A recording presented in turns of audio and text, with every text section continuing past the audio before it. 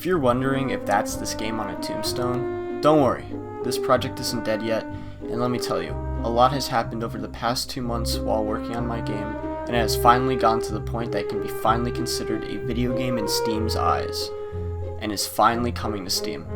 Without further ado, let's get into how I got to the point of putting my FPS game on Steam.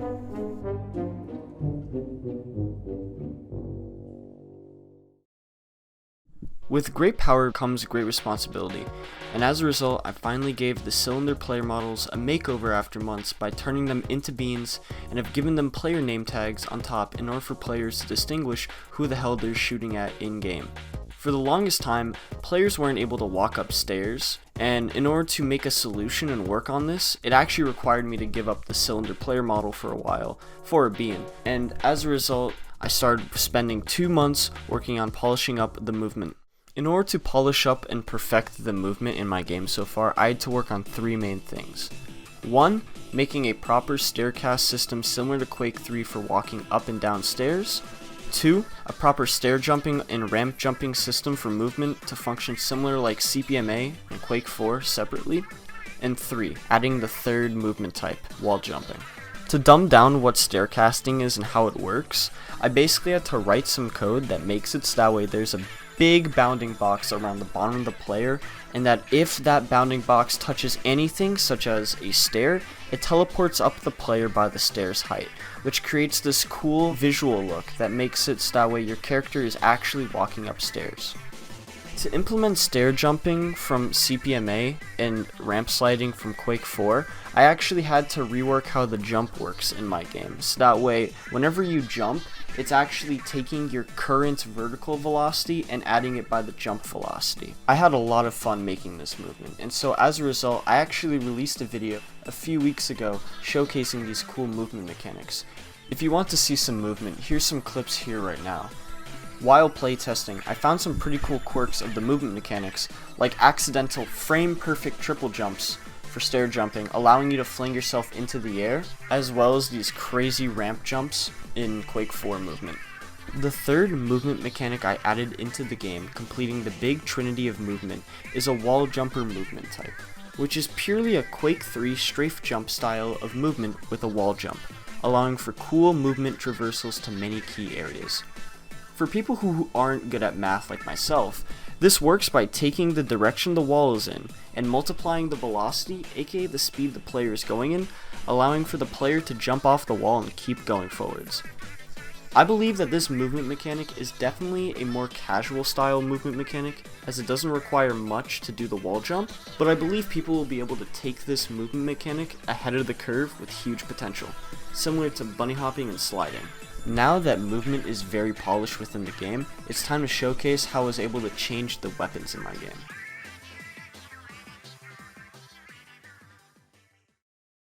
As you could tell with the movement that I've been working on, I've also spent 2 months polishing up how the weapons work, and I've finally gotten the weapons closer to how I want them to be, in terms of gameplay with sort of working audio, ranging from jump sounds to all the gun audio, allowing for spatial audio that plays depending on where the player is on the map.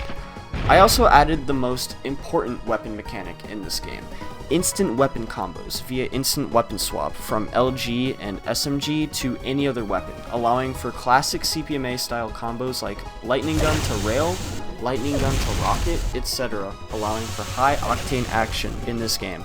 I also changed up the UI as well to look far more polished and complete than prior, with each UI element getting a proper shadowing on each font and dropping the bar style health and armor from before, and finally adding a proper health number system like in Quake games of the past, with max health and armor being at 200 instead of 100%. I also added a kill counter at the bottom of the HUD that tracks each frag that you've gotten in the game, as prior it was very confusing in order to figure out if you fragged somewhere or not, as players would just disappear, and now you finally get to know. The final weapon I've added into the game so far is the melee weapon, probably the most in-depth weapon in the game. You see, the melee is a simple close-range weapon that under normal circumstances only deals 50 damage per hit when touching the enemy. However, depending on the movement type that you choose, Whether you rocket jump and hit someone via a Quake 1 movement type, or you slide fast enough as a Quake 4 movement type and hit someone, or even wall jump off of a wall as a wall jumper movement type and hit someone, you'll be able to finally deal 150 damage. This is going to be a game changer for how the game will be approached, as being more aggressive and playing to your movement type's advantages rewards you, something that will finally distinguish this game from other arena FPS games like it. Although that this is the final weapon to be added at the moment, movement and weapons will still be polished and refined over time. Now, it's time to put the movement and weapons that I've been working on to the test in the game's first actual game mode.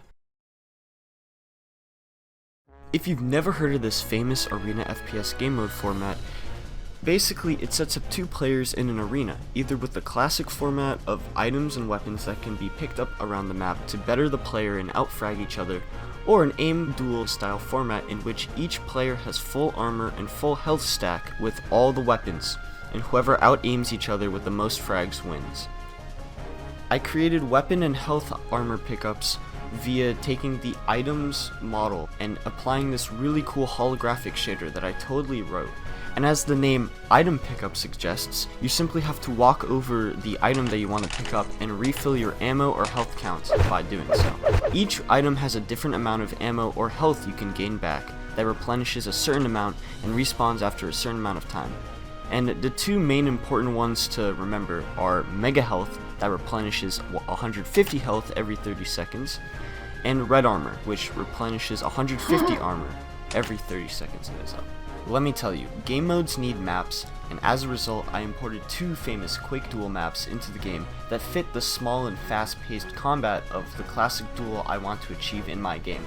Those maps being Aerowalk from Quake 3 and Quake Live, and Monsoon from Quake 4. If you've never played it before, Aerowalk is a fast-paced spawn-trappy map with close spawns and by the sides important weapon and health pickups, with the most famous item pickup in the map being by the stairs to the top area conveniently named Red Jump. Aerowalk is the thing I've put the most time into over these past few months and have been adjusting and tuning the gameplay around it. Will hopefully live up to my standards. I also added the dueling map Monsoon because it is a smaller based map and works perfectly for the sliding style movement type. With corridors and places you can travel around perfectly with the Quake 4 movement. Now that the duel game mode is done and the gameplay itself is sort of done, time to showcase the new name that I've given this game, since it's no longer Big Balls 2 officially. Get ready for it. The new name of the game? Man, a few people weren't happy with this name change. However, there's a very good reason why I decided to rename the game to this, and here's why. If you Google what the word Ipsidi means selfhood, sort of like identity. I found that I kind of wish there was a good name that would describe the movement types in the game, and I realized that Ipsides is the perfect name for them. And since it makes up such a major part of the game, I have decided to name the game Ipsidi Arena. Also, since I'm putting more effort into the backstory of the game, there might be more things, and this bean capsule character might actually be transformed into a character of some sorts, and that maps will have far more effort put into them, and as a result, only time will tell. I've finally made a somewhat decent looking menu for the game, with the server browser still in the middle to join servers, and other things such as player settings and extra settings have been moved to another menu to open, as there are new features added such as a new field of view setting and the ability to rebind keys. That way, you are at least able to set up weapon binds to suit how you want to swap weapons for combos, etc. And I also added the Aerowalk map in the background, so that way at least there's a little bit of something, unlike the gray nothingness that was there before. Last thing I'll talk about is the game's store page on Steam. After weeks of waiting from Valve, I had finally gotten the approval for them to host the store page for my game. I put the link to the game in the description below for you guys to wishlist the game, as I'm always happy to see people interact with it. I will be doing playtesting soon for the game once I'm done bug fixing the current build of the game, and I just want to say thank you to a lot of people for supporting my journey in the Discord for these past few months. Mainly to these people who have stuck by me for a while. And if you want to join into the Discord and give feedback just like these few people can, feel free to do so in the comment section down below, as well as hitting that subscribe button for more future videos on my Arena FPS. Thank you all for watching, and keep doing dope shit on the daily.